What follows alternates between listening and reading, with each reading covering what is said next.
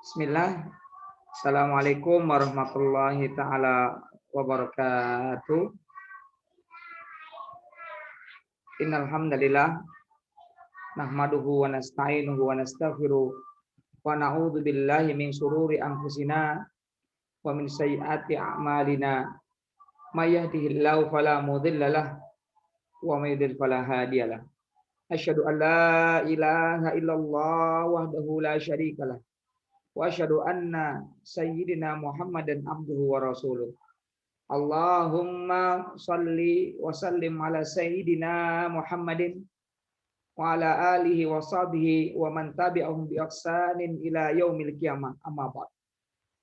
Fa ya ayyuhal muslimun ittaqullaha haqqa tuqatih wa la tamutunna illa wa antum muslimun. Wa qala ta'ala aidan ya ayyuhan nas ittaqu rabbakumul ladzi khalaqakum min nafsin wahidah wa khalaqa minha zawjaha wa batha minhuma rijalan katsiran wa nisaa'a wattaqullaha alladzi tasaaluna bihi wal arham innallaha kana 'alaikum raqiba. Para penonton dan pemirsa yang dirahmati Allah Subhanahu wa taala, ucapan syukur marilah kita haturkan kepada Allah Subhanahu wa taala. Zat yang telah melimpahkan nikmat karunia-Nya. Salawat dan salam semoga tersanjungkan kepada Nabi Muhammad sallallahu alaihi wasallam, utusan yang membawa rahmat bagi alam semesta. Di hari yang mulia ini, saya mengajak kepada semuanya para pemirsa, marilah kita senantiasa meningkatkan ketakwaan kita kepada Allah Ta'ala. Yakni dengan menjalankan semua perintah-perintah Allah serta meninggalkan semua larangan-larangannya. Para penonton dan pemirsa dimanapun Anda berada yang insya Allah dirahmati Allah Subhanahu Wa Taala. Dalam beberapa tahun terakhir salah satu tantangan masyarakat Muslim adalah menguatnya ekstremisme, radikalisme, dan terorisme.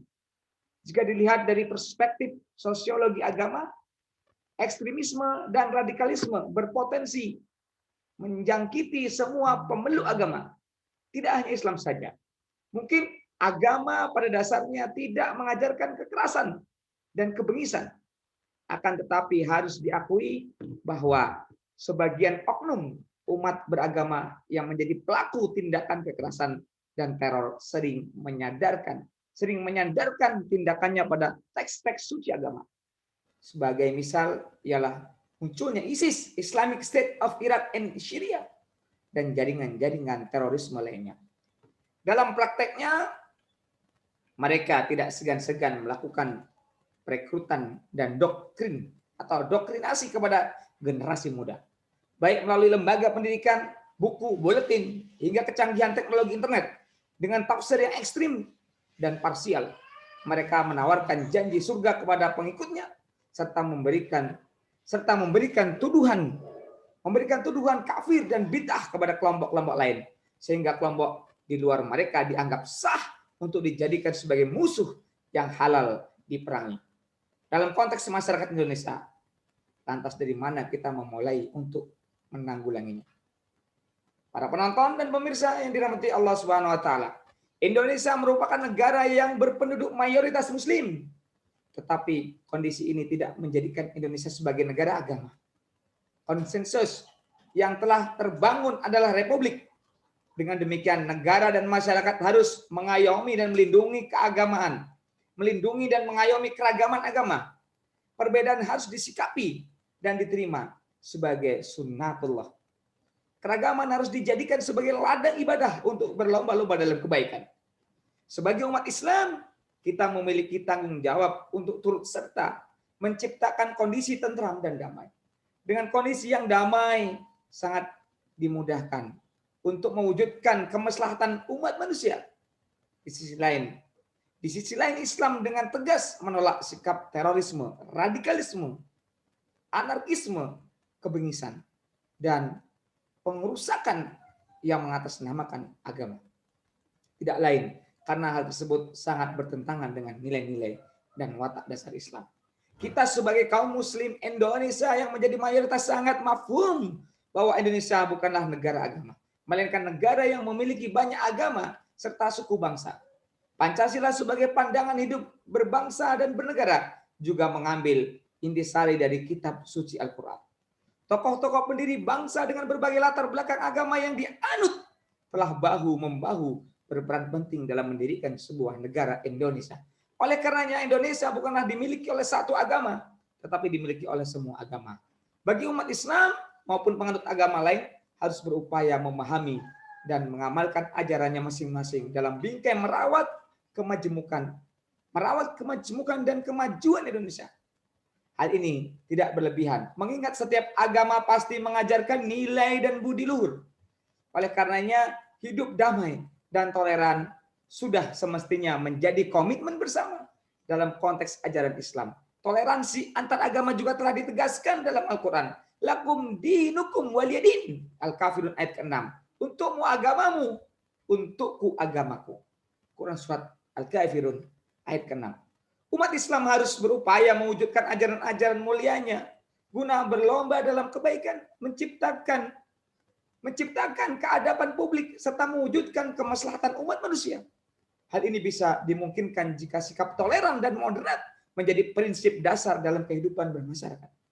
Tidak aneh bila terdapat hadis sahih yang diriwayatkan oleh Imam Al-Bukhari dalam kitab Al-Adab, yakni yang berbunyi an Ibni Abbas qala Rasulullah SAW, ya ayul aidan habu ilallah qala al-hanifatu samah.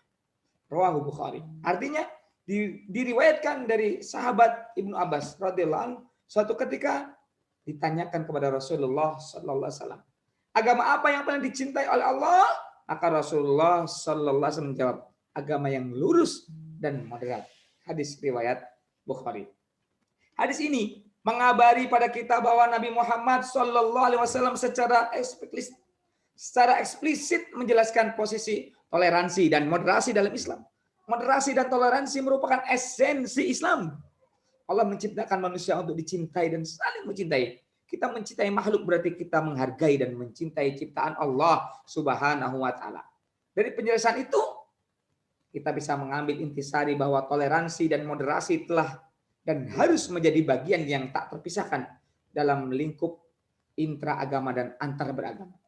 Meskipun memiliki perbedaan konsep teologis, bukan berarti lantas membuat kita saling curiga dan bermusuhan. Sebaliknya, komitmen untuk berlomba-lomba berbuat baik untuk sesama harus menjadi konsensual bersama. Saling menghormati. Memahami toleransi berarti memahami Islam itu sendiri. Bahkan juga dapat dimaknai sebagai upaya memahami agama-agama lain, karena agama-agama lain juga mempunyai ajaran yang sama tentang toleransi, cinta kasih, dan kedamaian. Realitasnya, kesadaran toleransi belum sepenuhnya disadari sebagai misi beragama, sehingga sikap intoleran kerap dijumpai di tengah-tengah masyarakat. Seakan-akan menjadi intoleran lebih mudah dibandingkan menjadi toleran. Sikap intoleransi tercermin pada tindakan kekerasan, perundungan, kata-kata kasar di media sosial, intimidasi, membakar rumah ibadah orang lain, dan tindakan terorisme sebagai puncak aktivitasnya. Upaya membangun toleransi harus menjadi prioritas, terutama dalam konteks masyarakat yang majemuk. Pemahaman atas pentingnya toleransi mesti menjadi sebuah keniscayaan dalam rangka membangun masa depan yang lebih baik. Hanya dengan itu hidup kita berbangsa, bernegara akan lebih bermanfaat. Agama akan sangat bermanfaat apabila berperan membangun nilai-nilai keadaban publik dan sosial. Para penonton dan pemirsa yang dirahmati Allah Subhanahu wa taala. Pada dasarnya sikap moderat dan toleran adalah dua hal yang menjadi pijakan dasar untuk hidup di tengah keragaman. Dengan dikembangkannya dua prinsip tersebut, kerjasama untuk membangun peradaban sangat dimungkinkan, baik secara normatif maupun praktis. Nabi Muhammad SAW sudah menekankan urgensinya. Risalah yang beliau dakwahkan tidak lain adalah sebagai penyempurna bagi ajaran-ajaran sebelumnya. Oleh karenanya, Islam datang bukan untuk merusak, tetapi memperbaiki dan menyempurnakan. Hal ini sebagaimana termaktub dalam riwayat hadis yang disampaikan oleh Sahih Muslim, yang artinya diriwayatkan dari sahabat Abu Hurairah radhiyallahu anhu, Rasulullah sallallahu alaihi wasallam bersabda, Perumpamaanku dan perumpamaan para nabi-nabi terdahulu itu ialah ibarat seseorang membangun rumah lalu menyempurnakan dan memperindahnya. Kemudian orang-orang mengelilinginya dan mengaguminya seraya berkata, kita tidak pernah melihat bangunan yang lebih indah dari bangunan ini sebelumnya. Hanya saja ada satu bata yang belum diletakkan. Satu bata tersebut adalah aku. Hadis riwayat Muslim. Hadis ini penting dilihat dan masih sangat relevan dalam kehidupan. Nabi Muhammad SAW mengibaratkan agama-agama sebelum Islam layaknya sebuah rumah. Rumah tersebut sudah dibangun ajaran Islam. Rumah tersebut sudah dibangun. Ajaran Islam yang dibawa oleh Nabi Muhammad SAW bukan untuk merusak atau menghancurkan rumah tersebut. Nabi bahkan meneguhkan kembali bahwa Islam hadir ke muka bumi untuk menyempurnakan ajaran-ajaran sebelumnya. Di Madinah, Nabi Muhammad SAW telah mempraktekkan toleransi di tengah masyarakat yang plural. Hal ini sebagaimana tercermin dalam Piagam Madinah, di mana perbedaan agama dan kepercayaan tidaklah menjadi penghalang untuk saling hidup berdampingan dan bekerja sama.